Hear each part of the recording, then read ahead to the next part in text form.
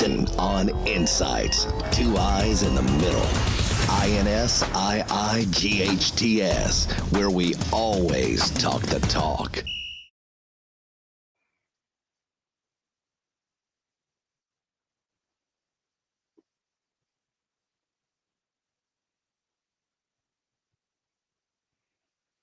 Greetings, everybody, and everybody, greetings. Cisco Kid was made famous by a war, but Rick the Recorder made Insights famous.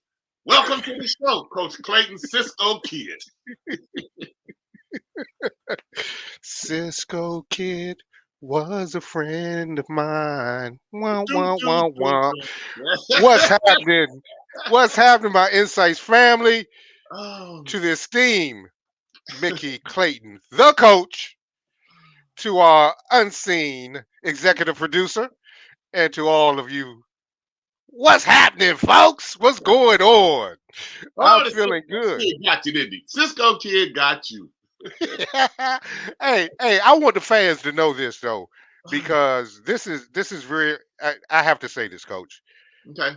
You are really a professional, and you folks out there really should know this because Coach Clayton right now, his Cleveland Cavaliers are about to play in this play-in game, but he's just got that to the side. Well, he's rapping. He's rapping. He's got that to the side to be with you, to be with us, to grace his presence. He could have called out. He could have said, "Hey, let's do this another time." But no, because of you guys, that's professionalism. That's why I muff with Coach. Oh, you guys know what I meant. And that's why he's the man. Coach Clayton, everybody, give it up. Give it up. Give it up. Give it up.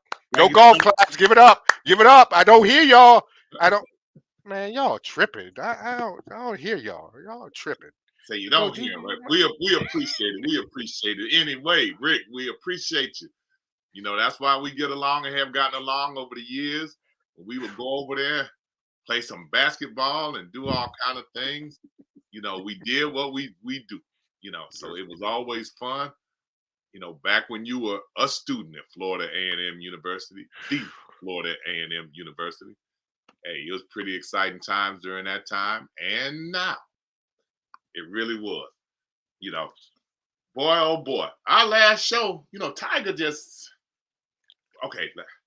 Our last show, we talked about Tiger a little bit. And we had a administrator. Woo! I was trying to decide if I was going to read it or not, but I almost have to read it. All right, that's right. I almost have to. I almost have to read it because he kind of sounded off on some things. And again, these opinions are not mine.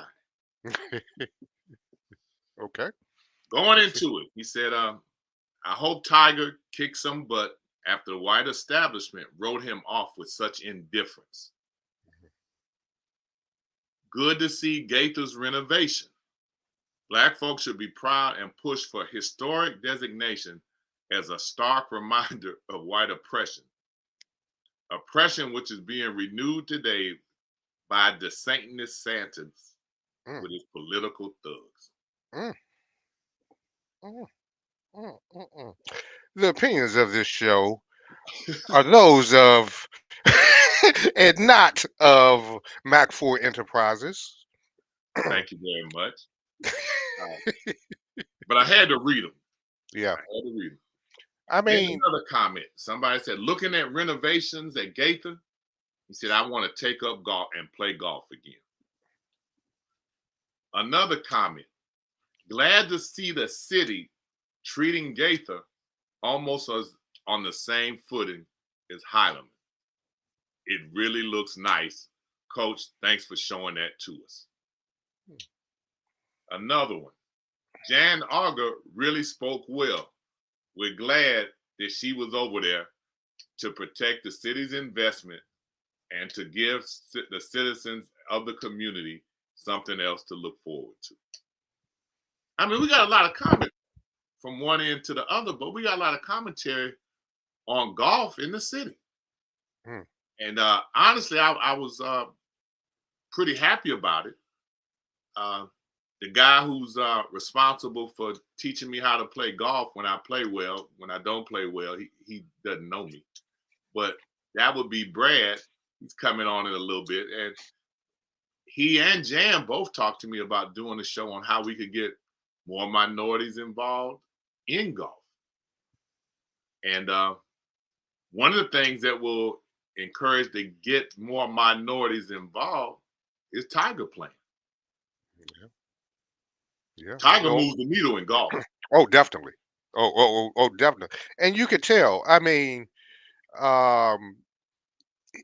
this dude has been through so much, and I had forgotten just how much. I mean, 5 back surgeries. 5. Football players don't go through 5 back surgeries, and not to mention the horrific accident that happened last year. That they almost amputated his leg, and this is all recapping what we mentioned last week. For him just to be out there competitively was something, and I'm sure people were watching all the time. I mean, all 4 days that Tiger was playing last week. I know I watched the first 2 days religiously. The third day I was running around, but I was still checking when I could. And then Sunday I had to work. But still, he moves the needle. And until someone else comes up who wins like he did. I mean, this guy came up like LeBron in a sense, the prodigal child. And he lived up to it early on, definitely. I mean, and still at 46 years old, you could tell when he got up on when he was walking to that first tee on Thursday, and the cheers. Hell, the practice rounds. We talked about that. No one showed. I mean, they don't show up for practice rounds just for anybody. I mean, Phil is a great player. Phil Mickelson is a great player. They would have showed up like that for him. But there's something about greatness. And you know greatness when you see it. You don't have to talk about being great. The great ones don't talk about it. They just be about it. They are great. And they show it. And he's shown it for years, since 97, when he won his first Masters. That's 25 years. And he's still moving the needle. I was glad to see him play. I don't know if he'll ever get back to where he was in the early 2000s. But you know what, Coach? That's okay. Because he still moves the needle. And he's still Tiger. And that's all right. That's all right with me. Well said. And also to bring in, we have some people that will actually give us some additional information on it. And I wanted my friend, the Mr. Brad Harper from Ohio. I think he's more a Cincinnati fan than a Cleveland Browns fan. But welcome to the show again, Brad. What's going on, guys? How are you? What's happening, man? A whole lot of nothing. Speaking of Cincinnati, go Bengals, Super Bowl. You say you had to get that in there, huh? Absolutely. I'm not mad. But before we go too far, I actually had somebody talk to us a little bit about some of the injuries that Tiger Woods had. And we're going to let him come on.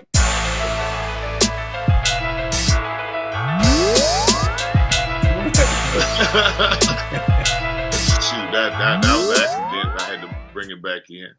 That's all right. Ladies and gentlemen, we'd like to welcome welcome a friend of the program, Dr. Chuck Ways, INSiiGHTS official chiropractor from Tallahassee Accident and Rehab to the program.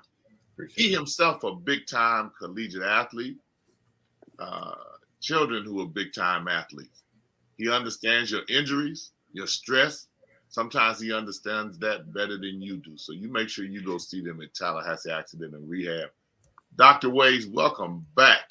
Thank you. It's been a long time, Coach. It's been a very long time. I'm trying to remember how long, but it's always a pleasure, always a blessing to be able to talk to you, to see you, and happy to know that everything is going in the right direction and that you're doing well. So I appreciate you having me, Coach. Well, thank you. We appreciate it. We always have been so impressed with Tallahassee Accident and Rehab and your commitment to the community. Appreciate it. To be able to help and try to provide assistance to so many people. And even as we talk, the knowledge that people gain and the insights they gain from what you do and what you say to them. We just appreciate you being a part of our platform. I appreciate you, and I thank God for putting me in the position to do so. Well, we're talking today about Tiger Woods, like everybody, and who had an outstanding weekend just to be able to participate. He won the minute he stepped on Augusta National. He was a winner right then. Absolutely. Tell me, what was your thought on what he was able to do from the magnitude of the injuries that he sustained over his career? Coach, it was absolutely mind-boggling. It was amazing. It's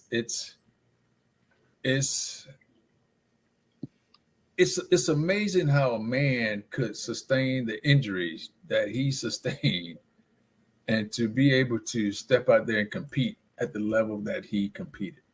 It's absolutely mind-boggling. It's mind-boggling to us, but I would have to imagine to some degree it's mind-boggling to him. I really wonder if he even believed that he's able to achieve what he has after all he's been through. Amazing. I know when they asked him if he was in it to win it or he was just trying to prove a point to beat it, Tiger told him what Tiger would say. Yeah, I'm here to win. When Tiger lace up, he's prepared. Yeah. He's prepared to win. Mm-hmm. And you got to respect that, because even the doctors ruled him out. Several doctors like, hey, he'll never walk again. Remember, they were talking about amputating his leg at one point. So sometimes, well, I say sometimes, most of the times, the patient know better than the doctor anyway. Okay. Well, which of his injuries after that car wreck do you think was the most difficult for him to overcome to play? Because we did notice they were saying, well, he had a little limp in his walk and his gait wasn't the same. I mean, he was lucky to have a gait at all. Correct. The grass was wet here.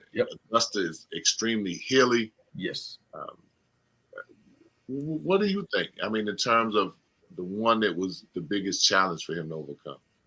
Well, Coach, you and I, we know being athletes that the most recent injury is always the one that that is the most difficult to play through.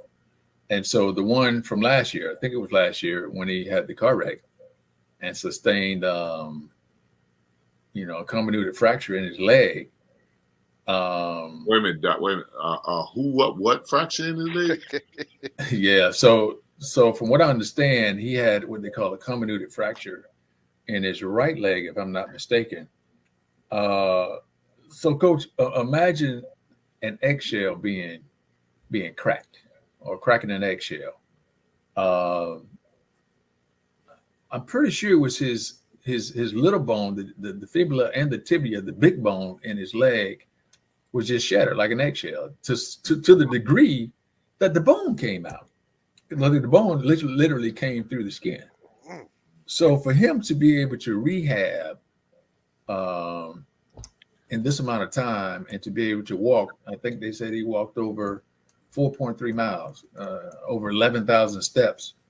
Like you said, in the wet grass, the different terrain, hills, and it's amazing. And I think that would be the most, in my opinion, definitely the most difficult of the injuries to come back from because of the time frame.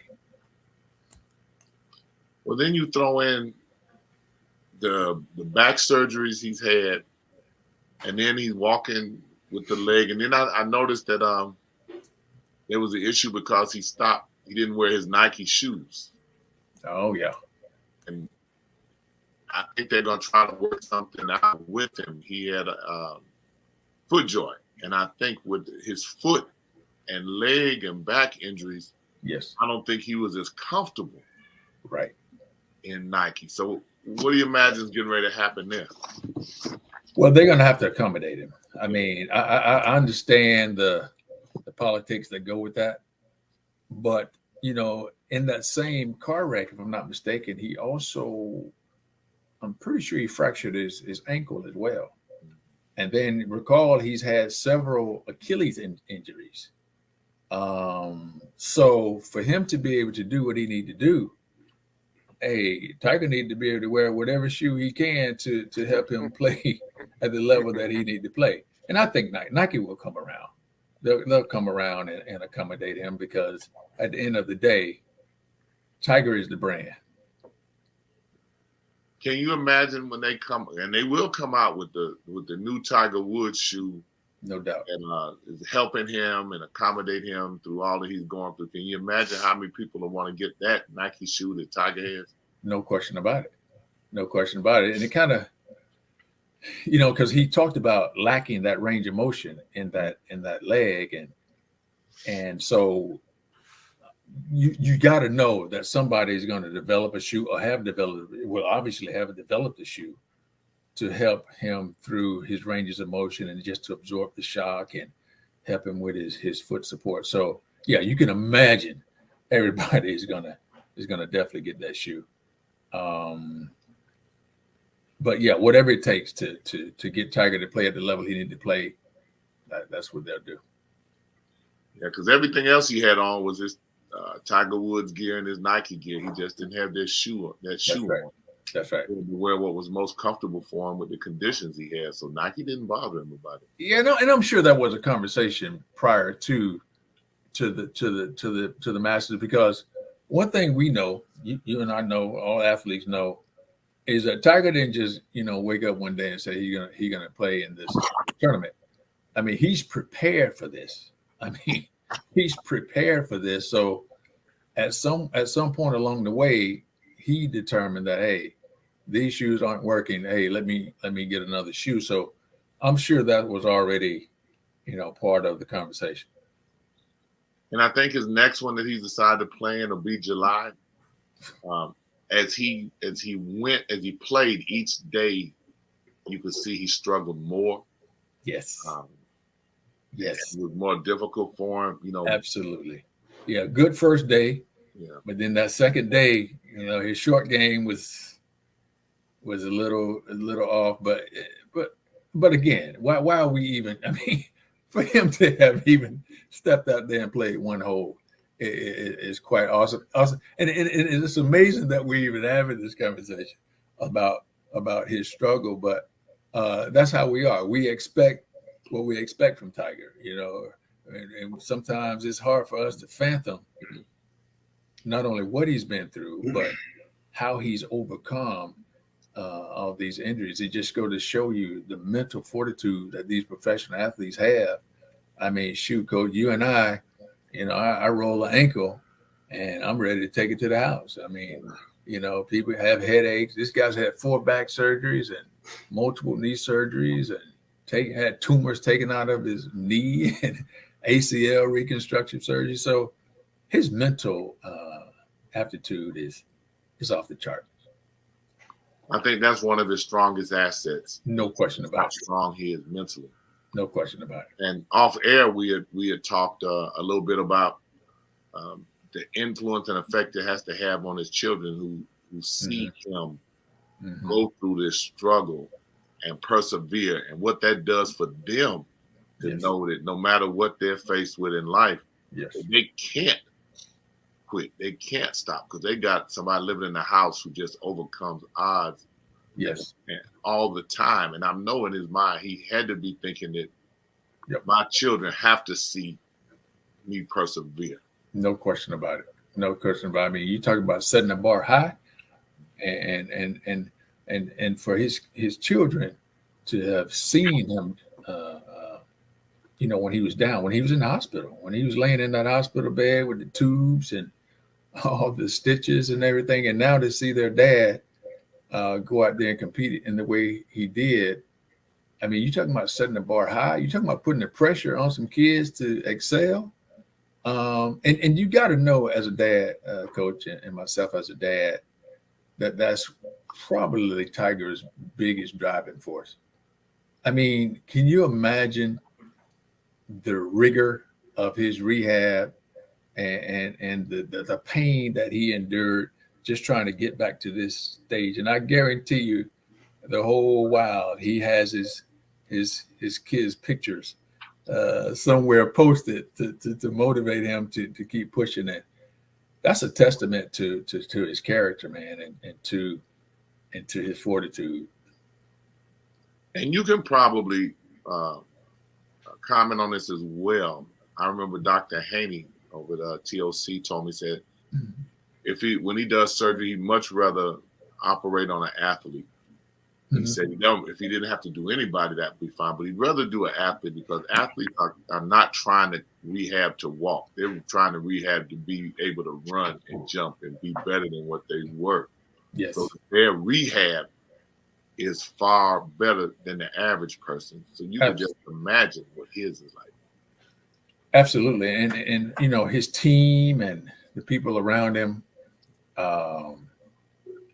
I can't imagine, Coach. I mean, can we really think of any athlete ever who have gone through the number of injuries and surgeries that Tiger has, and who has been able to come back and compete at the level that he's competed? I thought about it. I couldn't think of anyone personally, and so it's a testament to his team and to his and to him as a person, man. He's on a whole nother level. As always. We appreciate you being available for insights and for what you and Tallahassee Accident Rehab have done for the community. Thank you. Appreciate you. For everybody, this is Mickey Clayton, the coach. And I'm telling you, if you are having those squeaks that you didn't have before, and pains that have gotten worse, go to Tallahassee Accident and Rehab, located at 1711 Gaston Street. I guarantee you'll feel better. Or give them a call at 850-222-9051. Dr. Ways and his team will get it done. Yes, sir. Thank you, Coach. And again, keep up the good work. Appreciate what you're doing. Thank you. And I appreciate you sharing your wisdom with everybody. Yes, sir.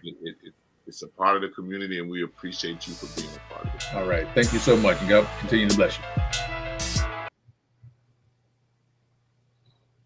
There's a lot he said in those words, Brad.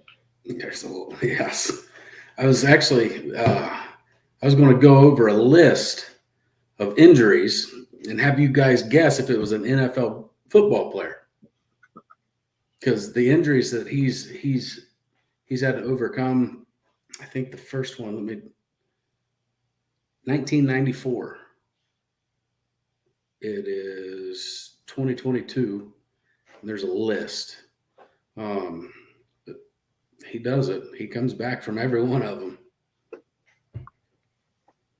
There's people who don't know all that it encompasses, and my son-in-law and I, we had a deep discussion on riding the cart and walking, and how difficult could walking be. It can't be that hard. And this is from a guy who golfing is at Top Golf.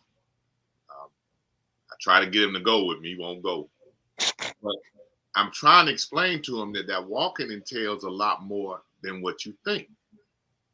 And people who've never walked it don't quite understand what that does. It just, I mean, a lot of it I'm learning myself. I'm no expert. Y'all know my golf history is extremely limited. But I'm still watching, trying to learn, Brad. And I'm watching the stance and their feet when they swing. Mm-hmm. And that top foot it doesn't move. Mm-hmm. Which is why you were telling me about bailing out and my left foot ending up behind me. Yep. And only the right foot turns and comes up. And when you look at it, none of that is really like a natural movement. No.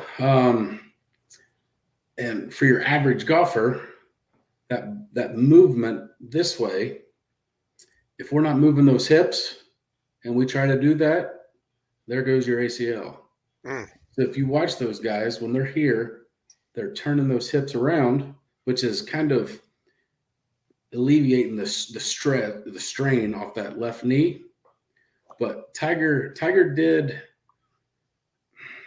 went so fast from, let's say, 94 to 2005 that his body just, it gave out time after time. If you notice now, if you go back and watch 97 Tiger Woods versus 2020 Tiger Woods, you're going to see his swing is not as aggressive as it used to be, which is a lot better on his body. And the thing about it is he's hitting the ball further now than he did then.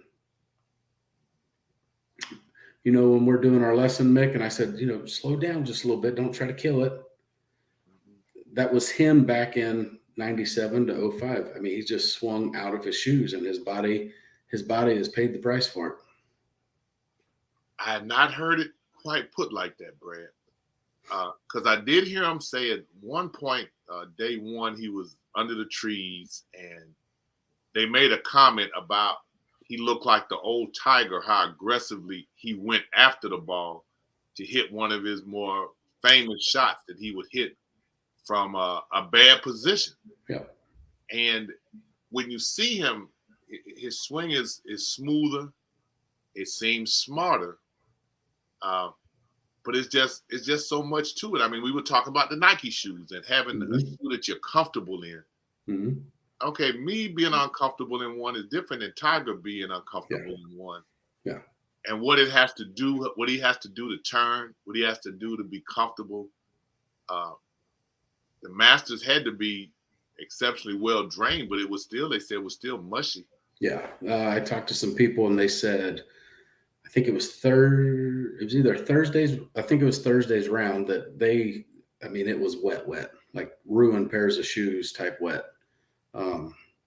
So that plays a part. And as you guys were talking about earlier, you notice day to day, his limp started to get a little worse, which, I mean, Mick, think of 10, 11, 12, 13 at Hilaman. That slight upgrade, nothing compared to the Masters. I mean, Augusta, you got stop. It's nothing compared to it. Oh no, you got from tee to green on one of the holes, 110 foot of elevation, and then coming back the other way, you got 97 feet of elevation. It's just it looks nothing like it does on television. It's way more significant. I mean, they're walking up hills that it would take me 10 minutes to catch my breath once I got to my golf ball to actually hit the golf ball to have enough energy to hit it. Mm-hmm. So I did hear them say that television doesn't really do the course justice. No. Like hole one, you don't see the drop off right over the tee box. I mean, when they're hitting their drives, they're hitting into a hill like this. And it looks from TV that it's just kind of flattish. I mean, it's significant. That walk took a toll on his body. I really did not. I don't know what I was thinking. I really didn't know if he was going to be able to come back day 4 when he started. You know, he was kind of out of the running. I thought he might not come back.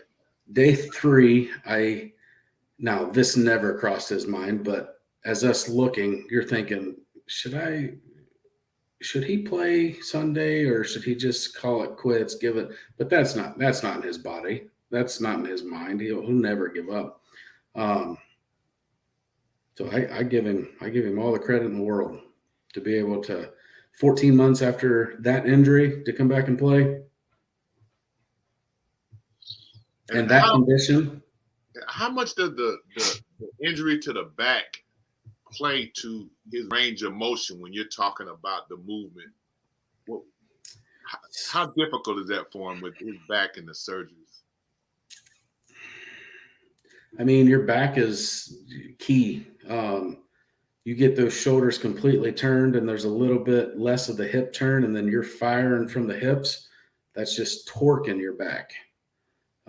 Which is why if you watch him now, he's not going as aggressive as he was when he was younger. I think he's figured out a way to add quickness to a swing without all that torque, which if he would have done that back in 97, we would be talking, instead of 15 majors, we'd probably be talking 30 majors because no injuries would have happened. Well, what were they trying to explain at one point about the modern golfers and their knees, trying to get their knees closer or something and being able to generate more swing because of their knee placement? Maybe, I'm not 100% sure what you're talking about, but it could be maybe trying to turn the hips a little bit more to try to get a little bit more backswing. Mm-hmm. I don't know. Golf is going in a direction where everybody wants to hit the ball long. Bryson DeChambeau is trying to do it now, and you see how Bryson DeChambeau is right now. He's hurt because he's trying to hit the ball so far. Your body can only take so much of that kind of movement before you start to get injured. I was looking at a stat at the Masters. I think it was Bryson DeChambeau or Brooks. Their average drive was like 290 versus this older gentleman, I forget his name. His average drive was like 260. Well, 260 guy made the cut. 290 guy didn't make the cut. So the moral of that story is keep the ball in the fairways. Keep the ball in the fairway. Okay. Because it is a difficult game to play, and it still just doesn't make sense to me. And I'm still trying to understand when you don't hit it as hard and you halfway go through the swing, and sometimes you hit it further than what you did when you tried to hit the bejesus out of it. But I could understand a little bit better when I heard some years ago that Tiger was adjusting his swing. And I was trying to understand why when he's played so well. But it was to try to avoid those injuries and add some longevity to his career. 100%. I mean, if you look at his swing back then, it's perfect. And then it got more perfect. It's greatest golfer to ever play the game. But to be that smart at that age and realize, hey, we're going to have to make some adjustments, or I'm going to have double the surgeries that I have now. I thought that was a very smart move on his part. Wow, because he's had a significant number of them even before he had the accident. Oh, yeah. So scar tissue removal in 94. Cyst removal, fluid drain 2002. Shoulder 2006. ACL 2007. Knee surgery 2008. ACL repair 2008. Torn Achilles tendon 2008. Neck surgery. These are football numbers. Right. Like these are football stats. It keeps going on and on. I think he's had probably 5 knee surgeries, 4 back surgeries. It's just ridiculous. Achilles, 2 of those, I think, and then the car accident where he almost lost a leg. and he continues to play at a high clip. So I'm sure you guys know all there is to know about Tiger. What I find most fascinating about him is his father, being a Green Beret. So I was not a Tiger Woods fan until 10 years ago. And it was because I thought he was cocky, which you got to be a little cocky to be that good. But just walking down a fairway with thousands of people on both sides, and he doesn't even notice them there. And at an early age, his dad instilled that in his brain. It's you and a golf course. Nothing else matters. That's all you want to focus about. So, I mean, I have to say with all the injuries that he's had, that's exactly what he thinks about. Block out the pain, get better, do it, keep doing what you're doing. But I read that book and realized that his dad ingrained a greatness in his brain, focus. And Michael Jordan had the same thing. It's we're off the court, we're friends, we're on the court, I'm coming for blood. That's the same thing Tiger has. I don't think that can actually be taught. I think you're born with it. And his dad being a Green Beret kind of hits you a little bit too, huh? Oh yeah. I mean, they're on a different level up here. What affects you and me goes in one ear and out the other to those guys. And that's what I was going to say. I thought was his greatest strength was his mind. Oh, absolutely. 100%. Really, I mean, he played in a major and won with a broken leg. Like, I've sprung my ankle a lot playing basketball, and like he said, I'm out. I'm done. I'm good to go. Call me in 2 weeks. I'll come play some more, but I'm done for a minute. Right. And he wins a major championship with a broken leg. That's pretty impressive.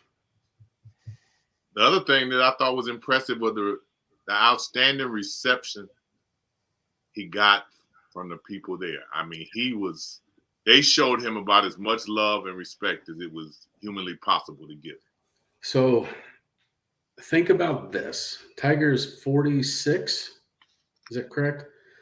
Scotty Scheffler is 25. He won the Masters. Did you guys notice what Scotty Scheffler was wearing? Mm-mm. Tiger Woods polo, Tiger Woods pants, Tiger Woods shoes. No. Did you notice what clubs Scotty Scheffler was using? Not Tiger Woods. No. Tailor-made Tiger Wood edition. That's how much that guy has done for this game of golf.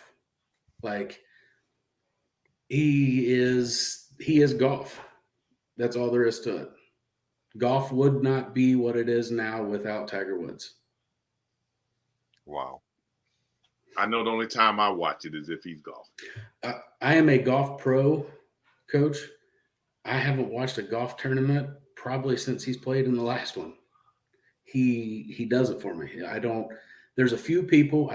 I'm a Phil fan a little. I'll watch a tournament if he plays. Tiger, I'll call off work to watch him play. It's just, he's golf. Well, you say he's golf. He's golf. He is the PGA Tour. Yes, he is. Yes, he is. Like the guy said on TV, his exact words were, he said, Tiger moves the needle. He said, Tiger moves the needle. I mean, he was talking about, I had a friend go up Monday, which was the first practice round. Tiger's grouping had 15 people deep watching him. Jeez. That's insane. That's crazy. A practice round. A practice round. 9 holes. And then exactly 9 holes practice round.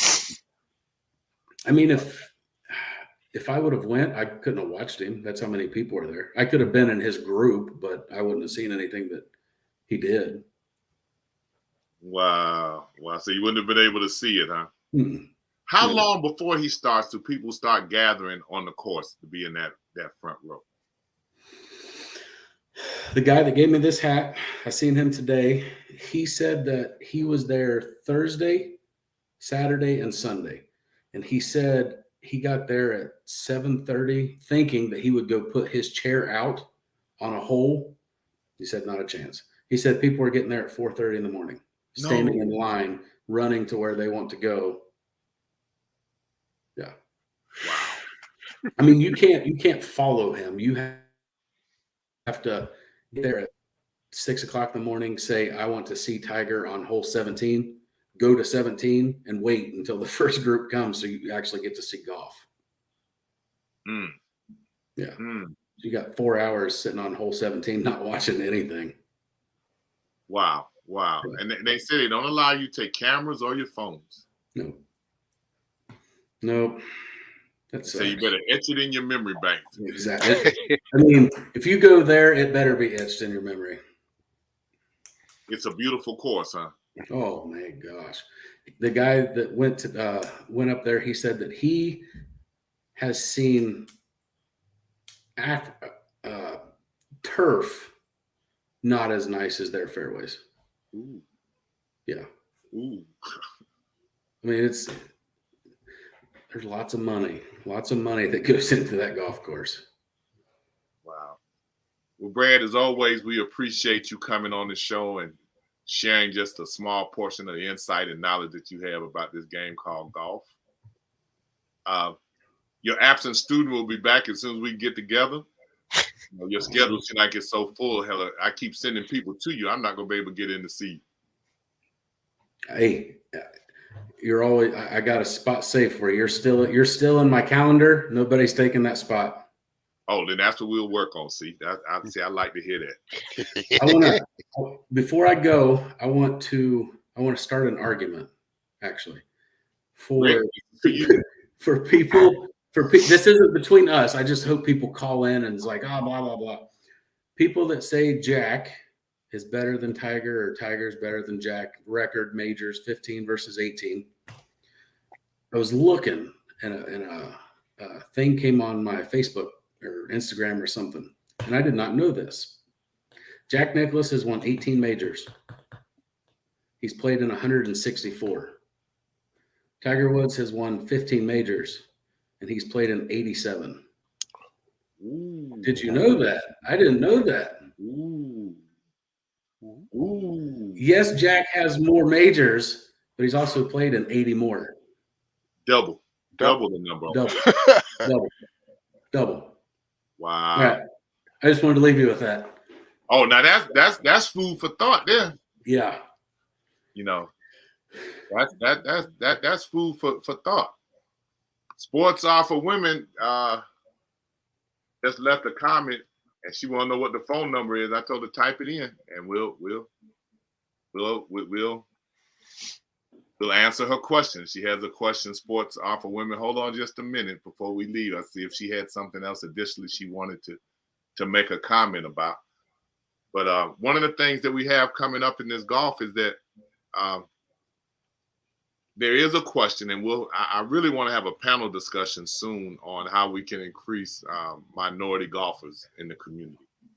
Both you and Jan had mentioned that to me, and I think that I need to set something up where I get some people in and have them talk about it, see what we need to do. One thing is when Tiger golfs, it makes a lot of people tune in.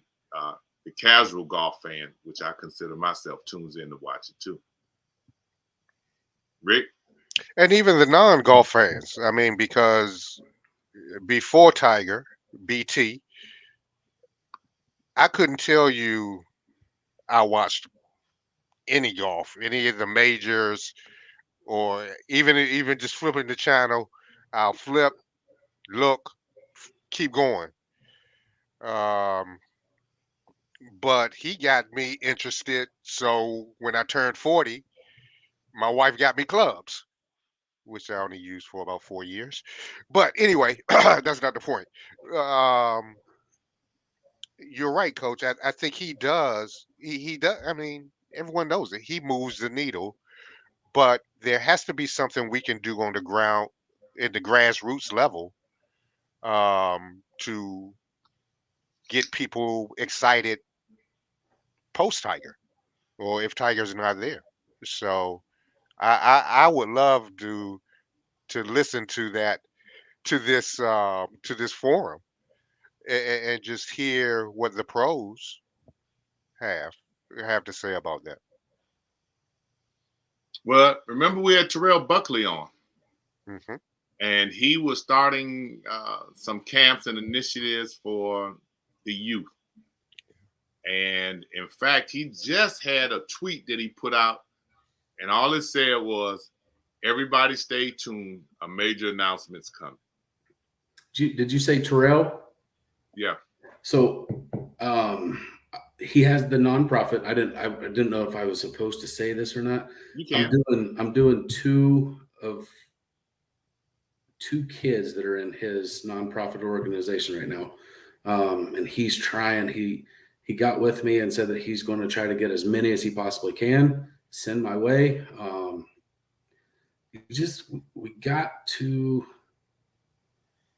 We have to spread the word. When me and you talked months ago, and you told me that you don't feel, if you go somewhere new, you would like to go with 3 or 4 others, so you actually feel welcomed, versus you going and not feeling well. We have to let people know that it's okay to come to the golf course. You are welcome. I am welcomed. Everyone is welcome. And if somebody has a problem with it, they can come see me, I guess. I don't know. But we have to do a better job making people. I mean, that's to me, that's one of the biggest things. If you're afraid to go to a golf course because heck, it's even bad golfers. Bad golfers are afraid to go to a golf course because the people think they're bad golfers.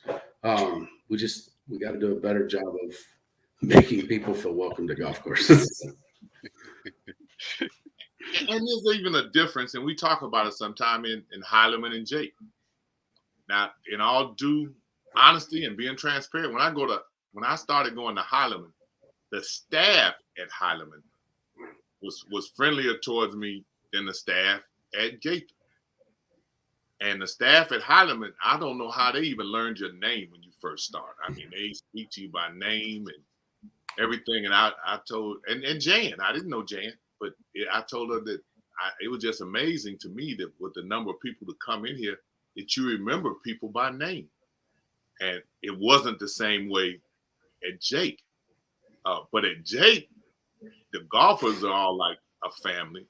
And at Hilaman, sometimes there are people who look at you like, why are you even over there?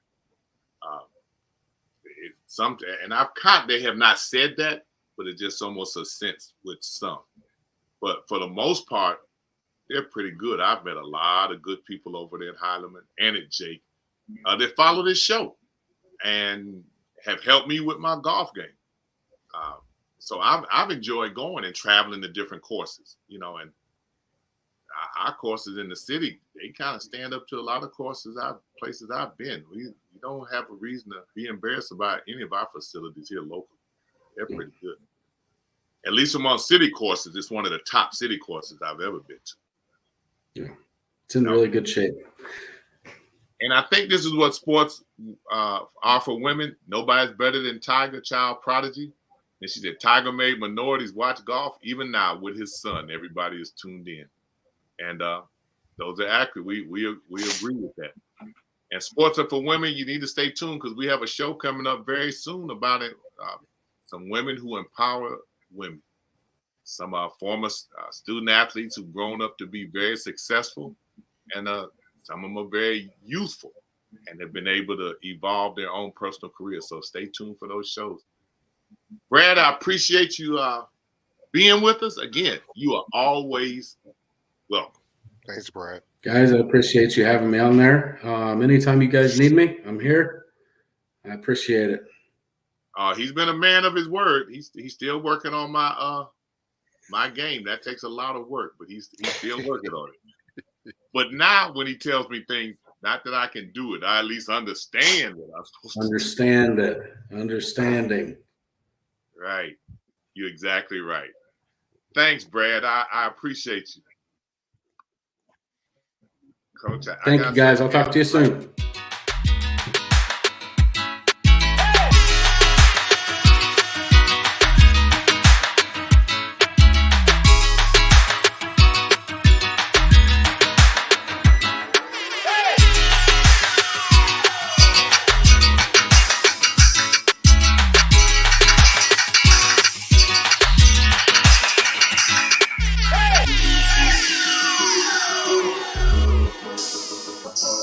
FAMU basketball, 1975.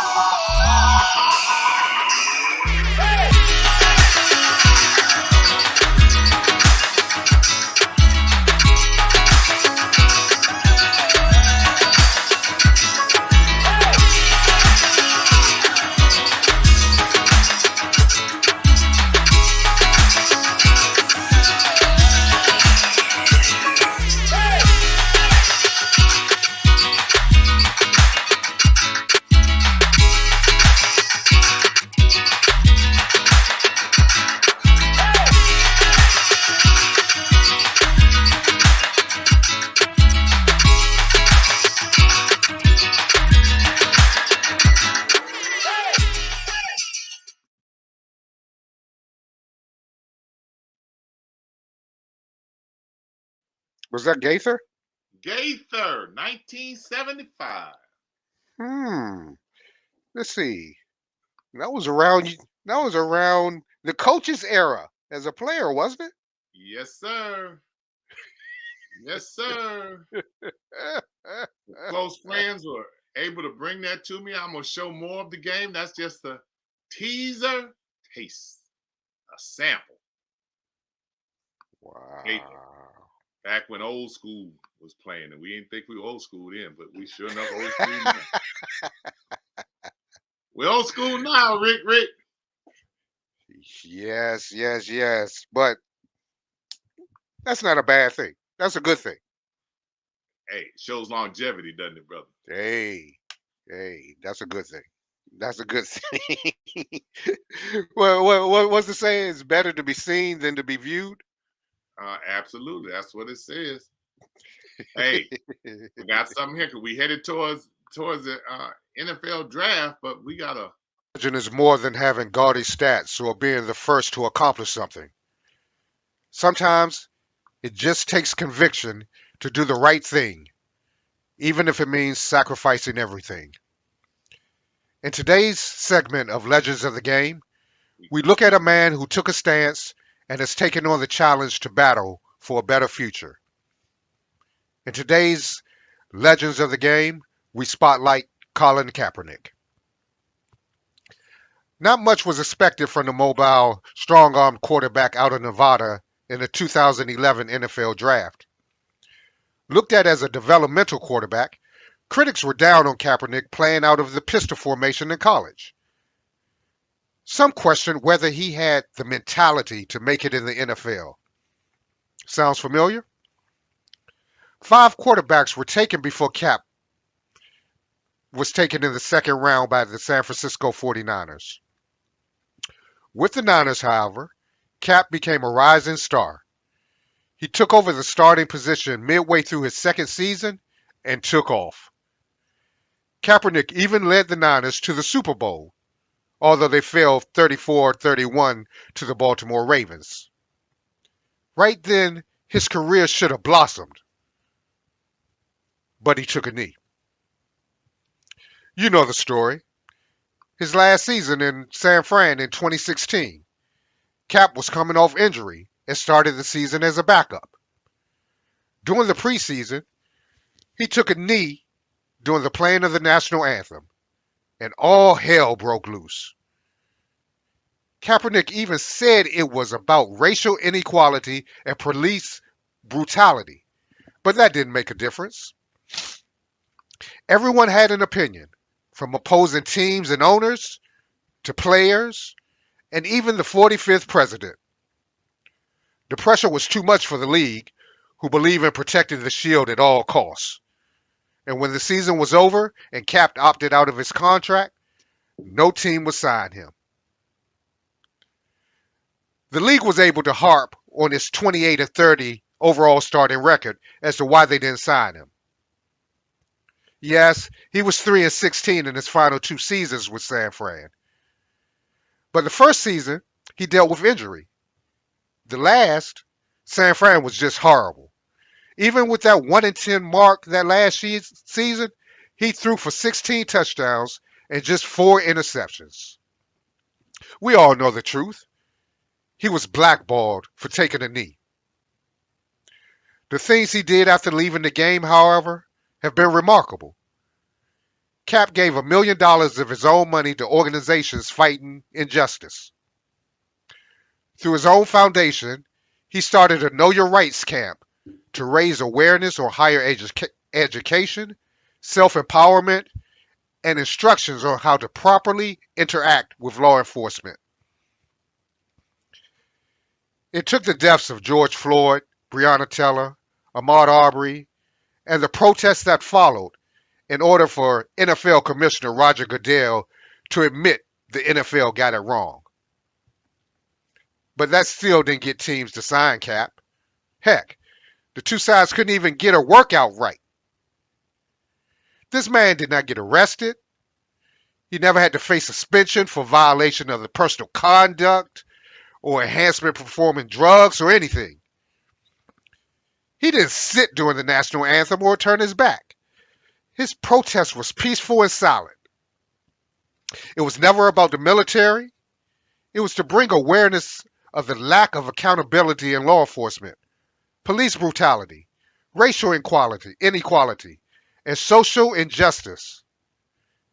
And he has been honored by many organizations since for his efforts off the field. Cap still wants to play in the NFL.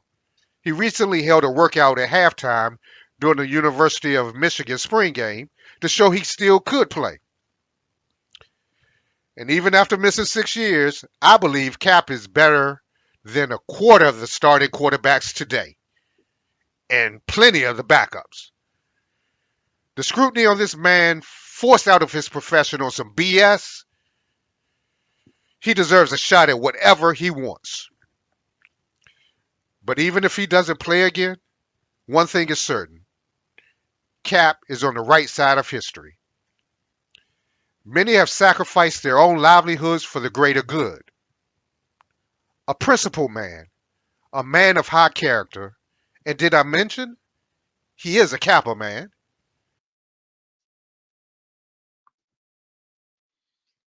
Good one there, Rick. Good one. Hey, did I mention? He is a Kappa man. I wonder why you threw that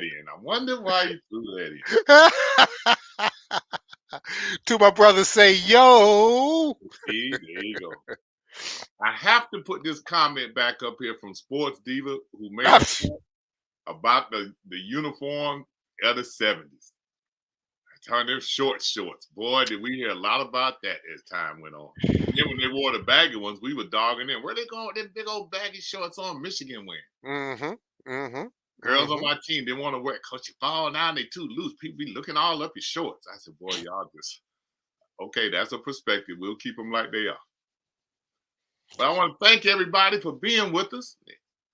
Part of the Insights family. You come here with us, and some who watch it tonight, and some will pick it up taped. It'll be up there.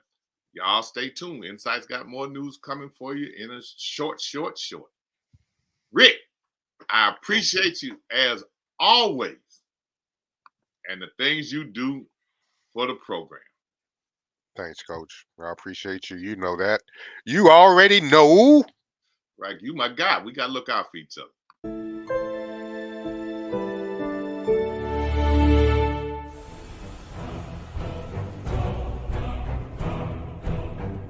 Stay up to date with the latest podcast from INSiiGHTS. Visit our website at INSiiGHTS.com. 2 I's in the middle, INSiiGHTS.com. INSiiGHTS is a copyright of Mac4 Enterprises, a Florida corporation. This broadcast is produced under the exclusive ownership of Mac4 Enterprises and is the intellectual property and trademark of Mac4 Enterprises. Comments of the host and other individual speakers on INSiiGHTS represent their independent thoughts and representation.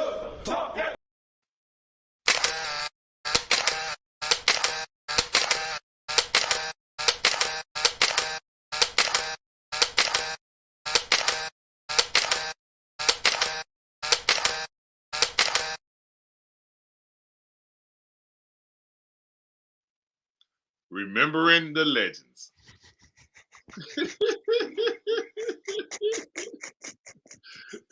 That's my guy. Cisco Kid was a friend. I own it. Hey, I own up. I own up to it. I blew that one. I blew that one. All right, my brother. I'll get us right. I'll get us will. right. We'll see. Hey, you go next check week. out those calves, bro. You know I'm headed right there. Got a tape going right now. Don't nobody call me or text me to give me no news, good or bad.